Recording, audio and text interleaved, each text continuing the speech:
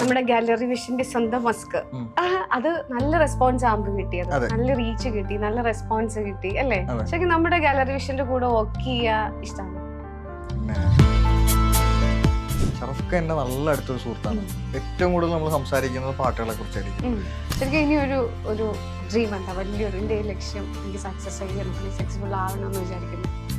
എല്ലാ മ്യൂസീഷ്യൻസിനെയും പോലെ നമ്മുടെ പാട്ടുകളെല്ലാം പോപ്പുലർ ആവുക. നേற்று நான் உன்னை பார்த்த பார்வை வேறு നീങ്കാര എണ്ണமாக ഇன்று. പലരും പറയാറുണ്ട് ഒരേ ട്യൂൺ പോലെ ഫീൽ ചെയ്യുന്നു. ശരിക്കും എന്താ അതിന്റെ പിന്നിൽ എന്താണ്? അതായത് അത് നല്ലൊരു ക്വസ്റ്റ്യൻ ആട്ടോ. അതായത് മസ്കിന് ശേഷം ഗാലറി വിഷനായി ജോയിൻ ചെയ്ത് വലിയൊരു പ്രൊജക്ട് വരുമോ? ഉറപ്പായിട്ടും വരും, ഉറപ്പായിട്ടും വരും. പോപ്പുലർ ആയിട്ടുള്ള സിംഗേഴ്സിനെയൊക്കെ കൊളാബ് ചെയ്യിച്ചുകൊണ്ട് ഒരു പ്രൊജക്ട്.